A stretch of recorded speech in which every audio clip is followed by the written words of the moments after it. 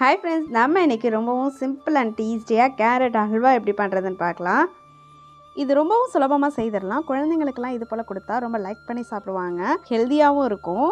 அதுக்கு ஃபஸ்ட்டில் ஒரு 3 போல் கேரட்டை நான் இது போல் துருவி எடுத்து வச்சுருக்கேன். கொஞ்சம் சின்ன ஹோல்ஸாக இருக்கிற கிரேட்டராக யூஸ் பண்ணிக்கோங்க. இது இருக்கட்டும். அடுத்து ஒரு கடாயில் ஒரு 2 டேபிள் ஸ்பூன் போல் நெய் சேர்த்துக்கோங்க. நெய் உருகுனதோ கொஞ்சம் போல் முந்திரி சேர்த்துட்டு லைட்டாக ரோஸ்ட் பண்ணிக்கோங்க. இது போல் நிறம் மாறினதும் கொஞ்சமாக உலர் திராட்சை சேர்த்துக்கலாம். மிதமான சூட்லேயே வச்சுட்டு லைட்டாக திராட்சை உப்பி வந்ததும் நம்ம வெளியில் எடுத்துடலாம். இதை வேற ஒரு பவுலுக்கு மாற்றி வச்சுக்கோங்க. அதே கடாயில் நம்ம துருவி வச்சுருக்க கேரட்டை சேர்த்துக்கலாம். கேரட்டை ஏதாவது ஒரு கப் அப்படி இல்லைன்னா பவுலில் மெஷர் பண்ணி எடுத்துக்கோங்க.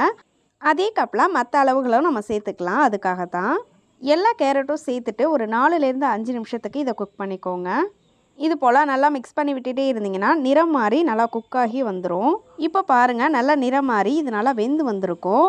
இந்த ஸ்டேஜில் நம்ம பால் சேர்த்துக்கலாம். நம்ம கேரட் மெஷர் பண்ணியிருந்தோம்ல, அதே கப்பில் அரையிலேருந்து 3/4 கப் வரைக்கும் பால் சேர்த்துக்கோங்க.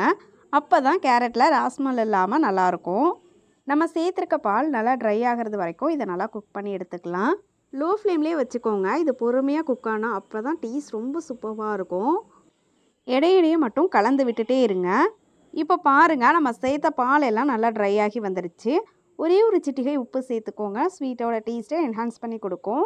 கூடவே நல்ல ஒரு மனம் கொடுக்கறதுக்காக 2 ஏலக்காவை இடிச்சிட்டு சேர்த்துக்கிறேன். அப்புறமா நம்ம இதில் சர்க்கரை சேர்க்க போகிறோம். கேரட்டில் ஆல்ரெடி இனிப்பு இருக்கும், அதனால் பார்த்து சேர்த்துக்கோங்க. அரையிலேருந்து 1/4 கப் வரைக்கும் சர்க்கரை சேர்த்துக்கோங்க. கரெக்டாக இருக்கும் உங்களோட ஸ்வீட்க்கு ஏற்ப. சர்க்கரை சேர்த்து நல்லா மிக்ஸ் பண்ணிங்கன்னா லைட்டாக லூஸ் ஆகும். சர்க்கரை நல்லா கரைஞ்சதுக்கு அப்புறமா இதில் நம்ம வறுத்து வச்சுருக்க முந்திரி திராட்சையும் சேர்த்துக்கலாம். பார்க்குறதுக்கு கொஞ்சம் லூஸாக தண்ணி மாதிரி இருக்கிறது போல் இருக்கும். கொஞ்சம் நேரத்தில் நல்லா ட்ரை ஆகி வந்துடும். இப்போது கடைசியாக இதில் வறுத்து வச்சுருக்க முந்திரி திராட்சை கூடவே கொஞ்சமாக நெய் சேர்த்துட்டு நல்லா மிக்ஸ் பண்ணி எடுத்தோம்னா நம்மளோட simple and tasty carrot halwa ready. இந்த சிம்பிள் அண்ட் டேஸ்டி ஹல்வாவை வீட்டில் நீங்களும் கண்டிப்பாக ட்ரை பண்ணி பாருங்கள். வீடியோ பிடிச்சிருந்தா மறக்காமல் உங்கள் பெரிய சப்போர்ட் கொடுத்து சப்ஸ்கிரைப் பண்ணி லைக் பண்ணிவிடுங்க. Thank you for watching. Have a nice day.